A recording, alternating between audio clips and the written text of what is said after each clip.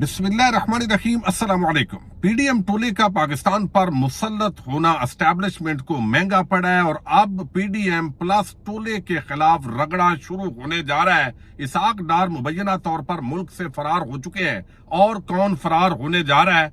फजलुर रहमान पर ताकतवर हलकों ने किस तरह बिजलियां गिराई है और अब आप देख रहे हैं कि किस तरह एक नया महाज वो खुलने जा रहा है। शरीफ खानदान का खेल खत्म हो सकता है। नैब तरामीम केस की सुप्रीम कोर्ट ऑफ पाकिस्तान में आम समाअत हुई है। वॉल्यूम 10 खोला जाए, ये मामला भी सुप्रीम कोर्ट ऑफ पाकिस्तान के अंदर पहुंचा है। बड़ी पेशरफ्त है। वॉल्यूम 10 के अंदर है क्या, ये भी आपको बताना है। शियान अली के खिलाफ इस्लामाबाद के अंदर मुकदमा दर्ज हुआ है जज हुमायूं दिलावर के खिलाफ। आखिर उन्होंने क्या किया है और किस तरह का मुकदमा दर्ज हुआ है, इस पर भी बात करेंगे। उम्मीद है आप समाप्त करेंगे और अपने कीमती फीडबैक से जरूर आगाह करेंगे। जिस तरह आपको इल्म है, तोशा खाना केस के अंदर जज हुमायूं दिलावर ने एक मुतासब जज का किरदार अदा किया और उसका फैसला सुनाया।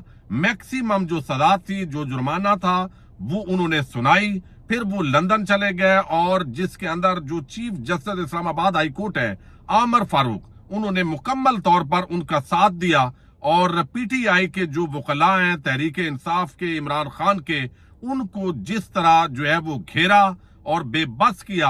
अदम एतमाद होने के बावजूद भी वो बस जो पूरी तरह इस केस को सुनना चाहते हैं। शियान अली और पाकिस्तानी कम्युनिटी ने वहां लंदन के अंदर एहतजाज किया और जिस यूनिवर्सिटी के अंदर हुमायूं दिलावर जो है वो बाकायदा तौर पर ट्रेनिंग के लिए पहुंचे थे, वहां पर आप देख चुके हैं वीडियोस के अंदर। लेकिन अब क्या हुआ कि वहां तो मुकदमा दर्ज नहीं हो सका, चूंकि बरतानिया के अंदर आजादी इदारे राय है, पाकिस्तान की तरह तमाशा नहीं होता।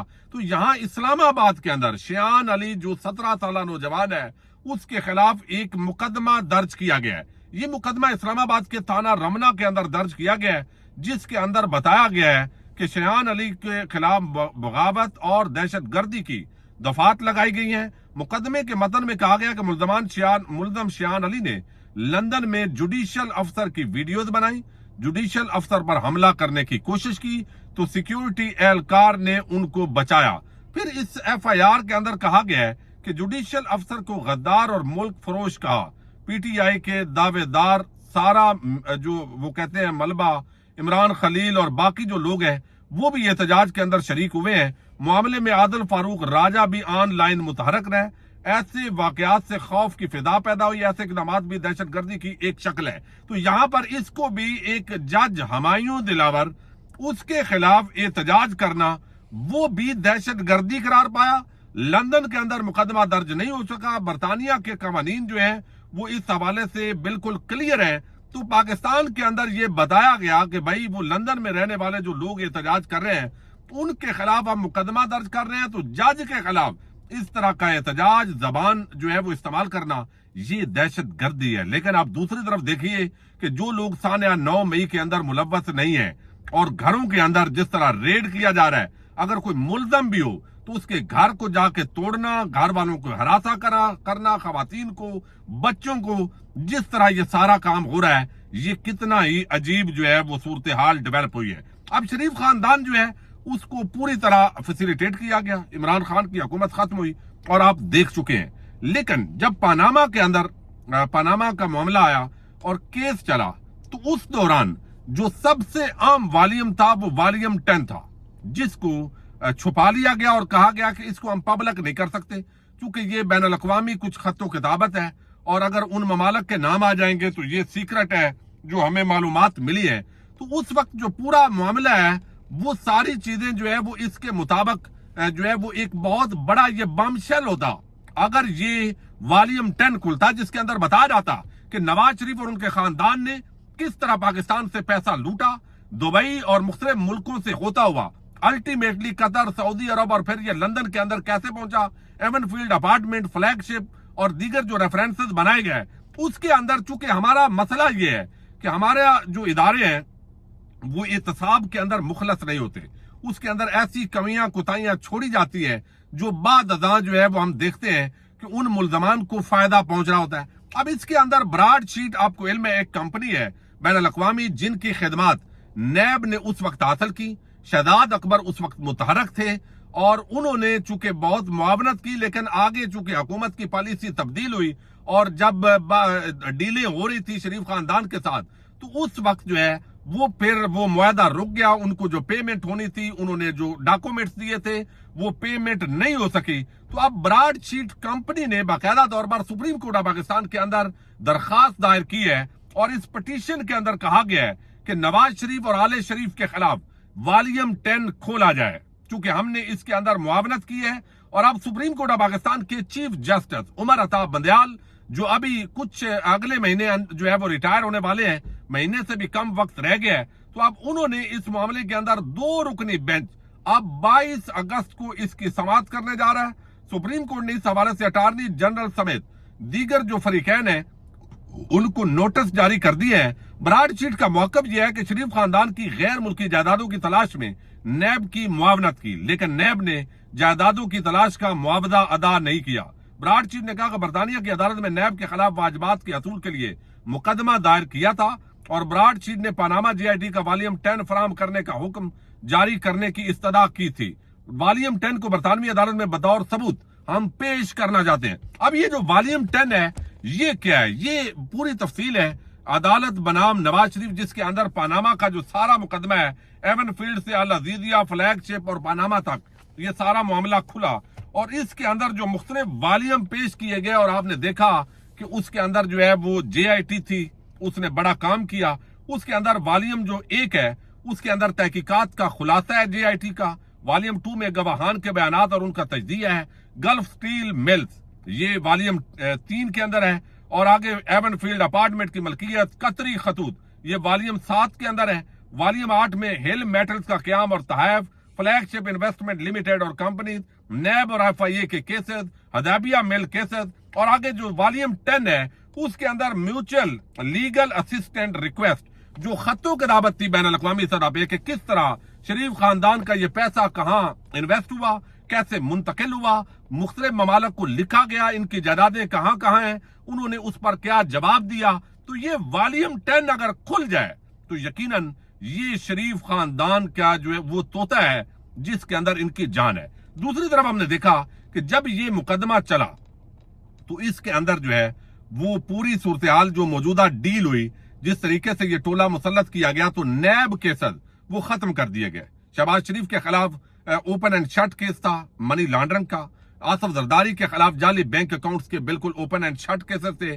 جے آئی ٹیز نے بڑی محنت کی تھی افسران نے، لیکن جب ڈیل ہوتی ہے تو سب کچھ بھاڑ میں چلا جاتا ہے. یہ اس ملک کے عوام اور ٹیکس پیئر کے ساتھ بڑا ظلم اور زیادتی ہوتی ہے. اب چیف جسٹس عمر عطا بندیال نے آج سماعت کی، اور ان کے ساتھ جو جسٹس منصور علی شاہ ہیں انہوں نے پوری ظاہر ہے وہ قاضی گروپ کے جج ان کو کہا جاتا ہے، انہوں نے سہولت کاری کی ہے. اب اٹارنی جنرل اور مخدوم علی خان جو نون لیگ کے وکیل ہیں، وہ حکومت کے جو وکیل ہیں، وہ پوری طرح تیاری کر کے آئیں گے، معاملات چلیں گے. میں اگلی ویڈیو میں تفصیل سے بات کروں گا. لیکن یہاں پر نیب ترامیم اگر یہ اڑ جاتی ہیں تو یہ پاکستانی عوام پر اس عدالت کا بڑا احسان ہوگا، اور اگر اڑ جاتی ہیں تو شہباز شریف اور باقی جتنے لوگوں کے کیسز اس بنیاد پر ختم ہوئے ہیں کہ اب وہ نیب کے دائرہ اختیار میں نہیں آتے، اور اس سے پتہ چلے گا کہ اسٹیبلشمنٹ واقعتاً اب احتساب کرنا چاہتی ہے یا دوبارہ جو ہے وہ اسی طریقے سے ڈرامے بازی ہوتی ہے. تو یہ اگر فیصلہ آتا ہے تو پھر تمام کیسز اوپن ہو جائیں گے، اور یہ ساری جو محنت ہے وہ رائے گاہ ان کی چلی جائے گی. اب ایک اور بڑا معاملہ ہے، اور وہ اس وقت ہے اسٹیبلشمنٹ نے جس انداز کے اندر یہ حکومت تشکیل دی ہے، نواز شریف سے مشورہ نہیں ہوا. دوسری طرف فضل الرحمان جو ہے اس کے ساتھ بھی ہاتھ ہوا ہے، اگرچہ انوار کاکڑ جو ہے وہ ان کو ملنے کے لیے گئے، لیکن فضل الرحمان کی جو ڈیمانڈ ہے وہ پوری نہیں کی گئی. یہ ڈیمانڈ کیا تھی؟ یہ دی نیشن اخبار نے پوری کہانی جو ہے وہ کھولی ہے، جس کے اندر بتایا گیا ہے کہ جب یہ تمام کابینہ کے پی کے کی فارغ کی گئی ہے، اور وفاق کے اندر بھی جو کابینہ کا حصہ ہے، اس پر فضل الرحمان طاقتور حلقوں کے ساتھ لڑ پڑے، اور ان کا یہ مطالبہ ہے کہ یہ جتنے بھی پورٹ فولیوز ہیں، یعنی جو ایک چونکہ جھانسا دیا گیا تھا ان سب پارٹیز کو، وہ یہ تھا کہ جناب کوئی مسئلہ نہیں ہے، جب یہ کابینہ آئے گی تو جو کسی کے پاس وزارتیں ہیں اس پارٹی کو دوبارہ وہی وزارتیں دے دی جائیں گی. اب یہ فضل الرحمان بھی اسی وجہ سے شاید خاموش رہے، لیکن اب حالات جو ہے وہ تبدیل ہو رہے ہیں. اسٹیبلشمنٹ کو اندازہ ہے کہ عوام کس طریقے سے اب متنفر ہو رہی ہے۔ عمران خان کے حامی ہونا ایک علیحدہ معاملہ ہے، لیکن عمران خان کی جگہ پر جس طبقہ ملامتیہ اور جس طرح کے کرپٹ ٹولے کو مسلط کیا گیا اور تباہی اور بربادی کی معیشت کی، اب وہ معاشی بربادی کرنے کے بعد اسحاق ڈار مبینہ طور پر ملک سے فرار ہو چکے ہیں، اور ان کو اندازہ ہے کہ انہوں نے جو ملکی معیشت کی تباہی اور بربادی کی ہے، یہ کیسز کسی بھی وقت اسٹیبلشمنٹ اور نون لیگ کے معاملات بگڑتے ہیں تو یہ دوبارہ کھلیں گے، اور وہ ملک کے اندر فرار جو ہے اب جہاز شاید خاقان عباسی کا بھی نہیں ہوگا اور پھر شہباز شریف کا بھی نہیں ہوگا۔ تو یہ ساری چیزیں ان کے مد نظر ہیں۔ اب یہاں پر جو ہے فضل الرحمان کے حوالے سے دی نیشن نے لکھا ہے کہ JUIF had 4 ministries in Shahbaz Sharif cabinet. آگے وہ کہتے ہیں کہ یہاں پر انہوں نے کوشش کی کہ یہ جو منسٹریز ہیں وہ ان کو واپس کی جائیں جو نگران حکومت ہے، لیکن یہ انہوں نے کس سے کہا؟ یہ پاور کوریڈورز یعنی اسٹیبلشمنٹ کو کہا گیا، لیکن اسٹیبلشمنٹ نے ان کو پازیٹیو جواب نہیں دیا، جس کی وجہ سے فضل الرحمان جو ہے وہ شدید ناراض ہو گئے طاقتور حلقوں سے، اور اس کے ساتھ ہی انہوں نے کہا کہ جو کابینہ کے ممبران تھے KPK کے اندر، وہ چاہتے ہیں کہ ان کے تمام ممبران کو نئی کابینہ کے اندر شامل کیا جائے، وہ بھی شامل نہیں کیے جا رہے، جس کی وجہ سے آپ دیکھیں گے یہ وہی لوگ ہیں جو 90 دن کے اندر پنجاب اور KPK کے الیکشن کے مخالف تھے، اب یہ ایک ہوں گے۔ اب ان کو آئین کا رونا بھی یاد آئے گا، لیکن صرف جو ہے وہ ان لوگوں کو آپ نے یاد رکھنا ہے جو طبقہ ملامتیہ کے صحافی تھے، جس کا اس وقت جو روحانی باپ ہے وہ سمجھ نہیں آ رہا تھا کہ ان کا اصل باپ کون ہے، اسٹیبلشمنٹ، نون لیگ، پیپلز پارٹی یا فضل الرحمان۔ جب یہ آپس کے اندر ایک دوسرے کے تھوڑا سا مخالفت کے اندر ماحول بنے گا تو ہر کوئی اپنے اصل باپ کی طرف آپ کو لوٹتا ہوا نظر آئے گا، اور یہ ایک بھرپور قسم کی جو ہے وہ اینٹی اسٹیبلشمنٹ ایک حد تک جو صحافی ہیں وہ ساری چیزیں جو ہے وہ بیان کریں گے۔ تو آئندہ جیسے فیصل کریم کندی، فضل الرحمان اور نون لیگ کے جو حامی لوگ ہیں وہ جس طریقے سے بیان کر رہے ہیں، تو اب ان کو آئین، قانون، انسانی حقوق یہ سب کچھ یاد آئیں گے، رگڑا لگنا شروع ہو رہا ہے، لیکن یہ ڈرامے بازی ہوگی یا ریالٹی ہوگی یہ چند دنوں کے اندر جو ہے وہ پتہ چلے گا۔ تو یہ ایک بڑی ڈیولپمنٹ ہے اسحاق ڈار کا مبینہ طور پر ملک سے فرار ہونا، اور صدیق جان صاحب نے یہ رات کو خبر دی تھی اور اب پتہ چلا ہے کہ وہ فرار ہو چکے ہیں۔ اب دیکھتے ہیں کہ اس کے اندر کوئی موقف اور آتا ہے، اور باقی ایک بڑی جو جنگ ہے ظاہر اسٹیبلشمنٹ ورسز جو آئین کو توڑنے والے آئین شکن ہے سیاسی جماعتیں، ان کا ہونے جا رہا ہے، اور مزید اس کے اندر بھی کوئی نئی کہانی نہ ہو، نئی ڈیل نہ ہو جس کے ذریعے عوام کو ایک اور تاثر دینا مقصود ہو، اس پر بھی ہم نظر رکھیں گے۔ امید ہے آپ سماعت کریں گے، اور آپ اپنے جو فیڈ بیک ہے آپ نے ضرور ویڈیو کے آخر میں دینا ہے۔ اجازت دیجیے گا، اللہ حافظ۔